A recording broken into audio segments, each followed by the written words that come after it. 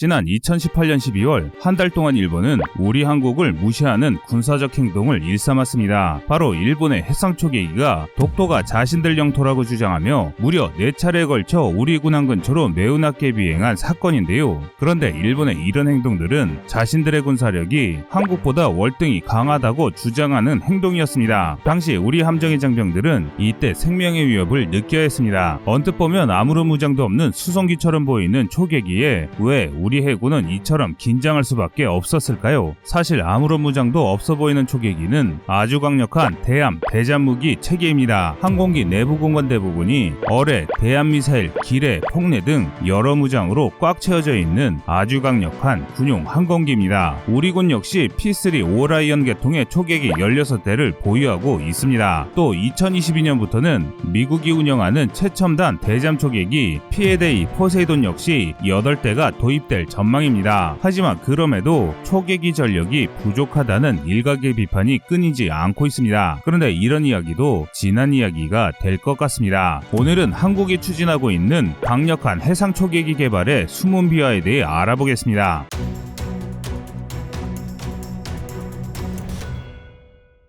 초계는 적의 습격을 대비해 함선이나 비행기를 경계시킨다는 말입니다. 그래서 육군의 초병과 비슷한 역할을 하는 배를 초계함이라고 하고 항공기를 초계기라고 하는데요. 우리 해군이 보유한 초계함으로는 포항급 초계함이 있고 초계기로는 P3C와 P3CK 등이 있습니다. 수적으로는 현재 총 10척의 초계함과 16대의 초계기가 우리 바다를 지키고 있습니다. 하지만 이 정도 전력으로는 삼면이 바다인 대한민국을 지킬 수 없다는 비판이 제기되고 있습니다. 특히 지난 2010년 천안함 사건은 우리 해군의 초계 전력이 얼마나 부족한지를 잘 보여주는 사건이었습니다. 1980년대 건조된 포항급 초계함은 총 24척이 건조된 우리 해군의 주력 초계함인데요. 주요 임무는 북한의 간첩선이나 공기부양정 등이 남하하는 것을 경계하는 해상 초계 임무였습니다. 그리고 건조될 당시만 하더라도 초계함이 갖춰야 할 가장 중요한 요건은 간첩선을 추적할 수 있는 빠른 속도와 포격 능력이었습니다. 따라서 포항급의 건조 예산 중 상당수는 함포화 엔진에 집중 투자되었습니다. 하지만 북한의 잠수함 전력이 새로운 위협으로 부상하면서 포항급은 초계함이라는 가치를 점점 잃게 됐습니다. 또 포항급 초계함의 장비들은 복잡한 해저 지형을 가진 서해에서는 거의 기능할 수 없는 장식 수준이었는데요. 1980년대 건조된 우리 함선들은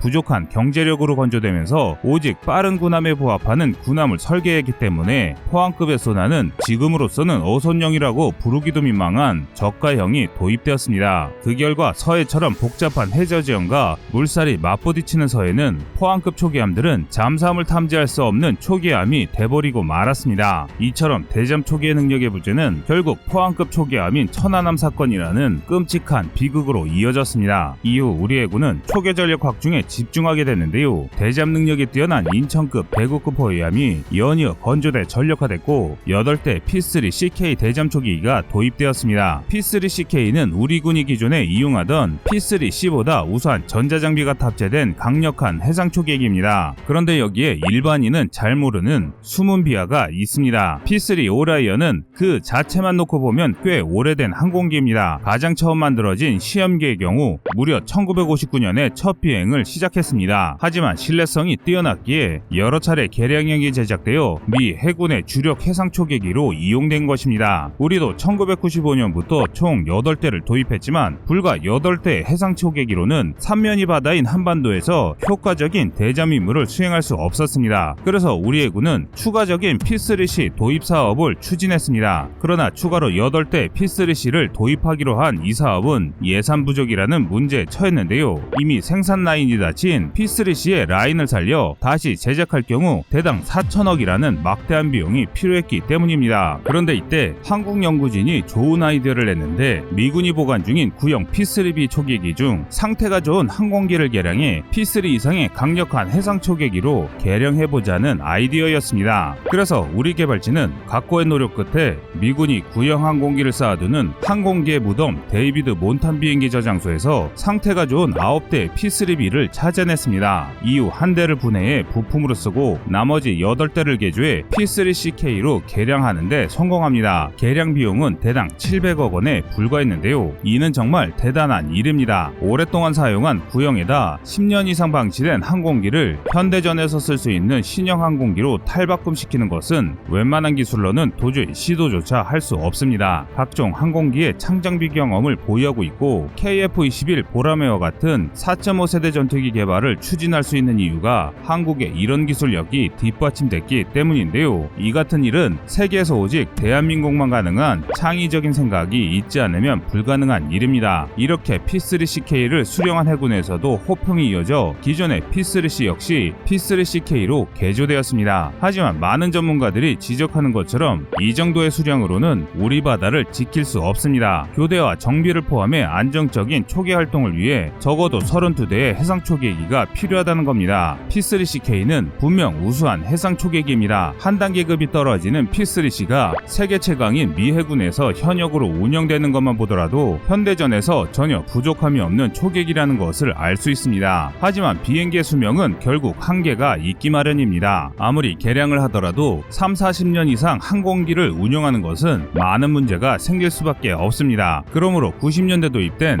P3C와 P3CK를 대체할 차세대 대잠 초계기의 도입이 필요한 상황인데요. 그래서 우리 군은 이미 2011년부터 2018년 차기 대잠 초계기 도입 사업을 벌여 6대의 피해데이 포세이돈 해상 초계기의 도입을 결정지었습니다. 오는 2022년 1호기가 인도될 예정인데요. 피해데이는 미국의 최신형 해상 초계기로 2009년 첫 비행을 했고 미군조차 아직 배치가 끝나지 않은 최신형 해상 초계기입니다. 당연히 그 성능 역시 매우 뛰어납니다. 강력한 터보팬 엔진을 바탕으로 P3C에 비해 거의 200km나 빠른 순항 속도를 자랑하며 9톤의 무장을 탑재할 수 있습니다. 또 APY-10 다중 임무 수색 레이더, APS-149 연안 수색 레이더 등 각종 첨단 레이더와 센서를 보유하고 있습니다. 또 무장으로 넘어가면 이게 초계기인지 폭격기인지 헷갈릴 정도인데요. 내장 5개, 외장 6개소에 총 11개의 하드포인트를 탑재해 하품 같은 대한미사일이나 슬램 ER과 같은 대지미사일을 탑재할 수 있습니다.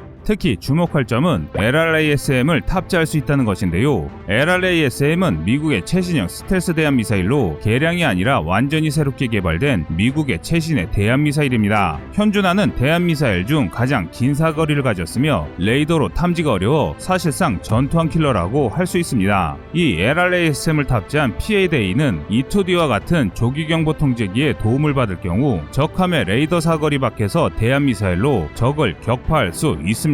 물론 우리 해군이 도입한 피해대에 당장 LRASM을 탑재할 수 있는 것은 아니지만 차후 미국이 한국에게 LRASM을 판매할 가능성이 높아지고 있기 때문에 이 미사일만 한국이 구매한다면 바로 운영이 가능하다는 장점이 있습니다. 또한 가격 역시 꽤 저렴하다고 할 수 있습니다. 현재 미군이 대량으로 도입을 추진하기 때문에 대당 2천억 정도의 가격에 도입할 수 있습니다. 중고품을 개량한 P3CK의 도입가가 700억이라는 점을 고려할 때 대단히 저렴하게 구매한 것입니다. 이렇게 장점만 있을 것 같은 기체지만 우리가 구매하면서 발생한 문제점도 있습니다. 아무리 최신의 초계기이지만 미국의 해외 판매 제품은 다운그레이드 정책으로 우리가 도입하는 PADA는 탄화수소 탐지 시스템과 적외선 탐지 장치 DIR-CM과 각종 전자전 장비가 누락된 반쪽짜리 장비라는 점입니다. 그리고 무엇보다 PADA의 구매가 우리의 결정이 아니라 미국의 강요로 구입한 것이라는 점이 가장 안타까운 부분입니다.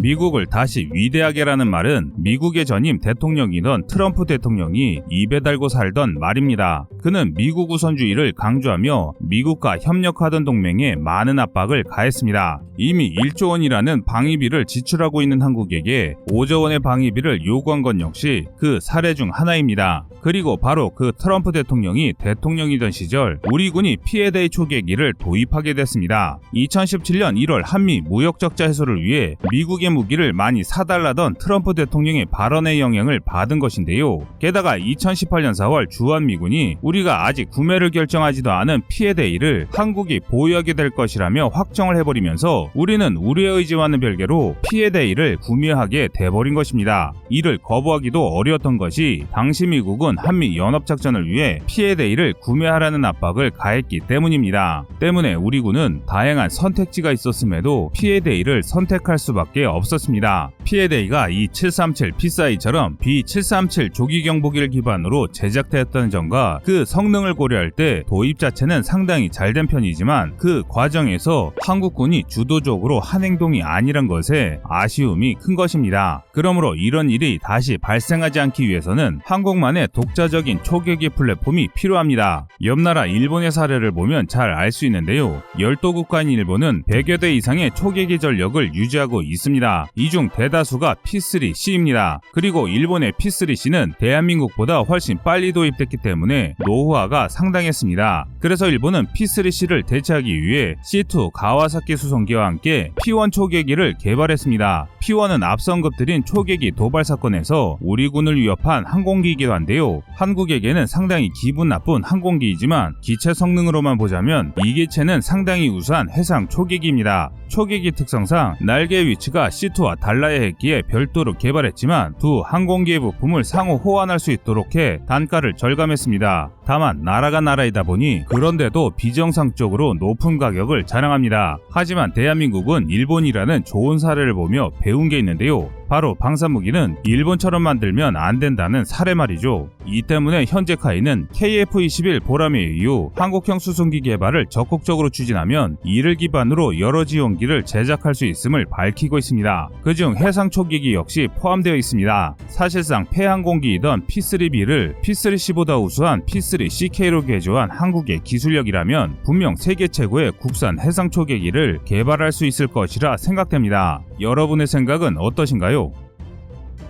시청자님의 현명한 의견을 댓글로 남겨주시기 바랍니다. 여러분들의 좋은 의견이 좋은 영상을 만드는데 많은 힘이 됩니다. 이상 꺼리튜브였습니다.